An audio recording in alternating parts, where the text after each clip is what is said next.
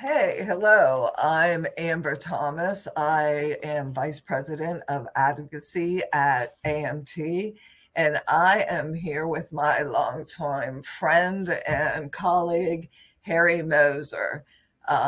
Harry, everybody knows who you are, but why don't you tell us a little bit about yourself, like 2 minutes? I'll give it less than that. Got to Okay, great. save content time. So I've been in manufacturing for 55 years. Very proud of that, including 22 as president of what was called Charmy and is now called GF Machining Solutions. Um, I retired from that in 2010, founded the Reshoring Initiative, the nonprofit Reshoring Initiative, whose mission is to bring 5 million manufacturing jobs to the U.S. from offshore via reshoring by U.S. companies and FDI, foreign direct investment, by foreign companies. We've had, I think, much better success than even I expected. So I've been pleased with my continued career.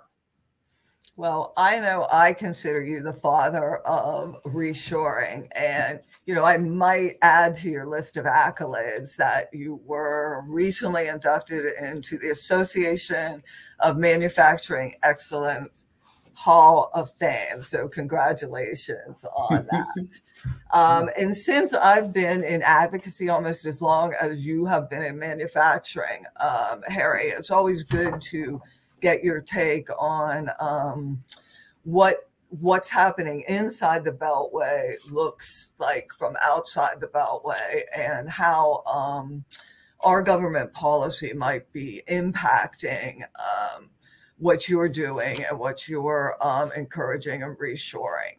And, I think we both agree that the best way to encourage reshoring and onshoring and expansion is to have a business environment here in the United States that attracts investment and encourages growth.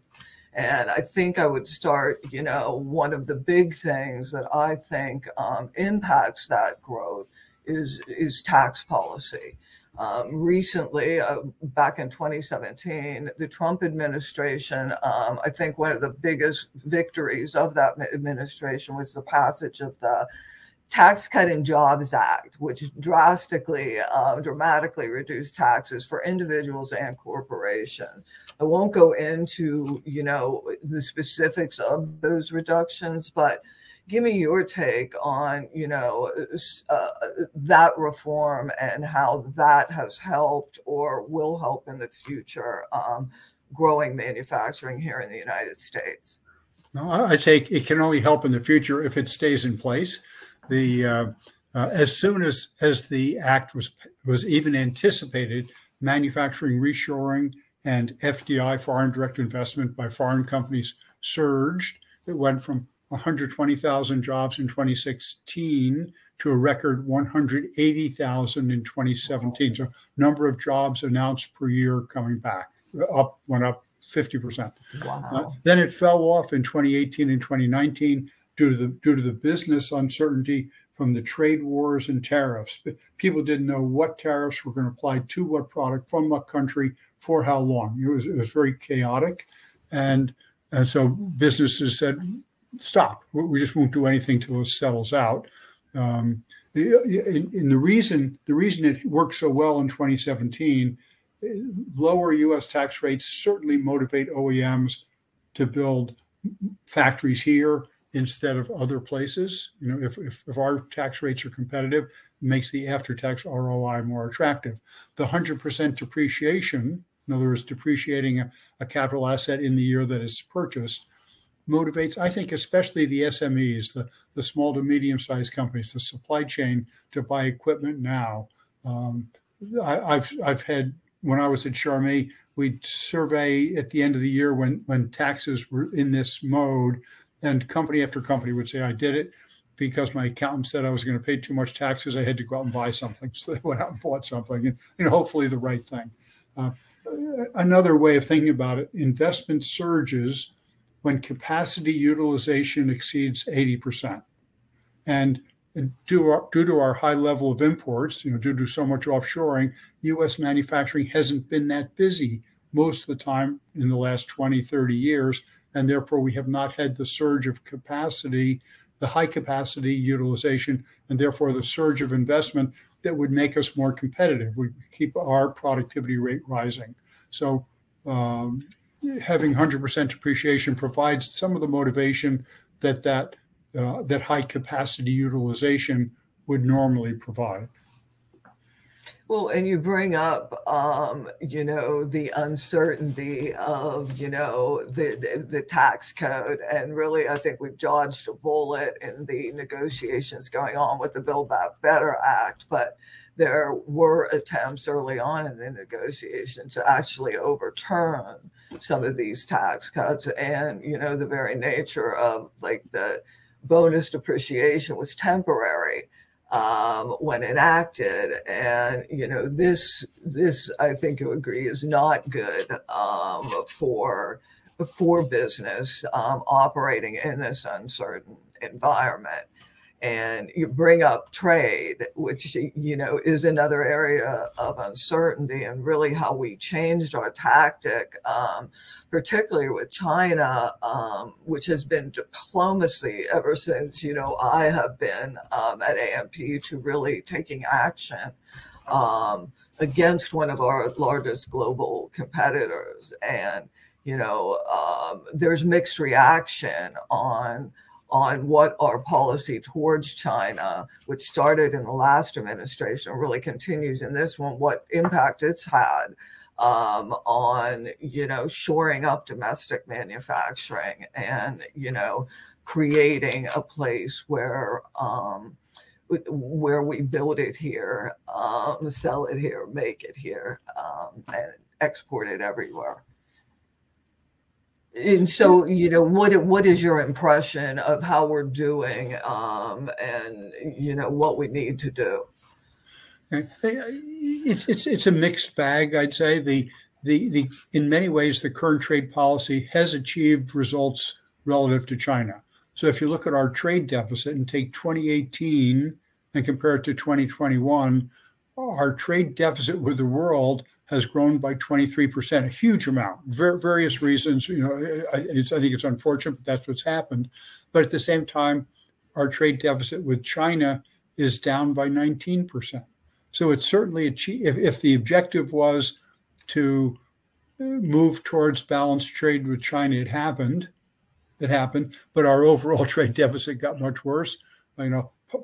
Perhaps some of the Chinese products were exported through other countries to avoid the tariffs, completed in the other country, shipped here, Vietnam label, something like that. But if you look at, so you could say positive in a way for China, or for us relative to China.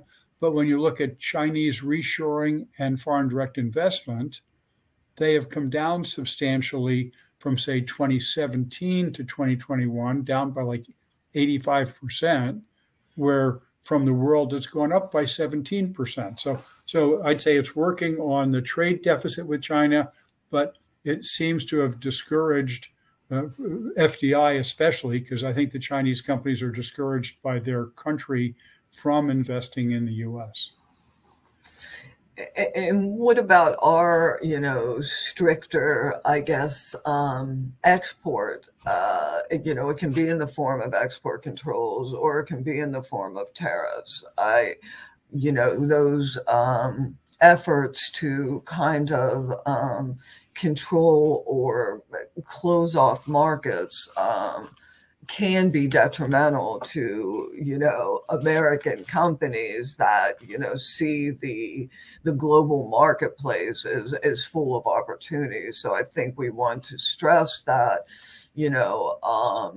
trade agreements and multilateral action to open markets, I think is positive for U.S. manufacturers as well. I agree with that. We want to open markets. Obviously, there's concerns about military, defense, critical technology, et cetera, et cetera. Another thing I'd like to mention, since we're on China, about a year and a half ago, a friend of mine, a top sinologist, China expert, said that we should anticipate China decoupling, that China would be so mad because of Taiwan, because of Hong Kong, the Uyghurs, Trump, tariffs, et cetera, that China would just forbid its companies to ship anything to the United States. Obviously, huge, huge problem for both countries. And I said, oh yeah, maybe, not likely. And then I read a Politico article on November 28th of 2021, where Beijing has promised retaliation if the U.S. Innovation and Competition Act becomes law. They've threatened to stop shipment of all kinds of components to U.S. manufacturers, including the auto industry. So is that going to happen? I hope not. It would be devastating for us. But is there increasing possibilities of it's happening? Yes. And companies should at least take that into their calculus and think what would happen to them if all of a sudden and indefinitely they could not get product from China. And I think, as we've become more assertive in our stance towards China, like you mentioned, is doing the same thing. The bill that you mentioned represents, big investment in, emerging technologies and, manufacturing hubs and focusing on manufacturing technology here in the United States. There's very little direct action against China in that bill, but because it is talking about China, it's labeled as an anti-China, China competitiveness bill. China's reaction, I think, to it is overblown, but it just shows you that they're paying attention to this. And there's probably over 200 bills right now circulating in Congress that have China as a topic, so I guess they're on edge for good reason. And, whether that helps or hurts us, I guess there's pros and cons of both. I would just hope that companies at least think about it and say, if that's even a 1% possibility, they should think what would happen to their company if they couldn't get anything out of China for 6 months or a year, and therefore at least look at the product that they can be more profitable producing here or in Mexico or Canada, for example, and bring some of that back to increase their stability. So when we're talking about, again, bringing, jobs back, business back, growing business here, we always turn to the crisis of a skilled workforce. And, how much is that, hurting us in this competition, I guess, for business here in the United States, that we just don't have the workforce to take the jobs that we need to outcompete and to be a leader worldwide in manufacturing. Yeah, I think clearly skilled workforce is the number one issue, because we've got the money, we can buy capital equipment, but if we don't have the people with the quantity of people and the skills to run it, it's not going to do us much good. So the competition in the world is tough. We've got to make tough choices. And our team just isn't good enough overall. We have to stop promoting degrees as the key to success. We have to, every time I see these charts all the time that show income going up with number of degrees, and they never show the income of people who have passed an apprenticeship. And they lump them in with high school graduates. And clearly, someone who's passed an apprenticeship is very different from just a high school graduate. And I've gotten the DOL to change that in one case, but there's a dozen other cases in which they're telling everybody that degrees is the only answer, whereas in many cases, apprenticeship is a better answer. And so the government could do a lot to get the complete picture out there, to get people to understand that an apprenticeship or a lot of certificates or credentials is at least as good a solution, especially relative to most liberal arts degrees. And when you talk about those credentialing, programs, I think it's important that industry recognize credentials, and that industry is part of that process for developing these programs, because they are developing the technology and producing the newest and latest products. And, we need the workforce that they need to carry us forward. So, Harry, we're just about out of time, and we have so much to talk about, but I do want to ask you, I know, the administration is currently asking the public, what makes up a good advanced manufacturing strategy to, put us on top of the world as far as competition. Real quickly, what is your top 5 or top 10 of what the government should be doing to put us forward? We talked about skilled workforce. Without it, you can't get anything done. So clearly, an apprenticeship program like Switzerland's or Germany's, that huge impact. Second, currency. The dollar is consistently agreed to be anywhere from 20 to 40% overvalued, depending on which country you're talking about. So I would get the dollar down by 20% at least, and then stabilize it there. Keep corporate tax rates. We were about the highest for decades, and now at 20%, we're fairly typical. Keep it there. Don't start raising it again. Keep the first year or immediate expensing, bonus expensing. So I think you do those things. Value-added tax. All the other countries have a value-added tax. Hits imports with anywhere from 15 to 25%. We don't do that, so it makes us much less competitive against the imports. So I would. I'd put in a value-added tax or a border adjustment tax, such as it was considered in 2017, but rejected. You do absolutely skilled workforce. You have to have it just to get the job done. But then I do a couple of those other things. Over 5 years, 10 years, U.S. manufacturing would increase by 20%, 30%.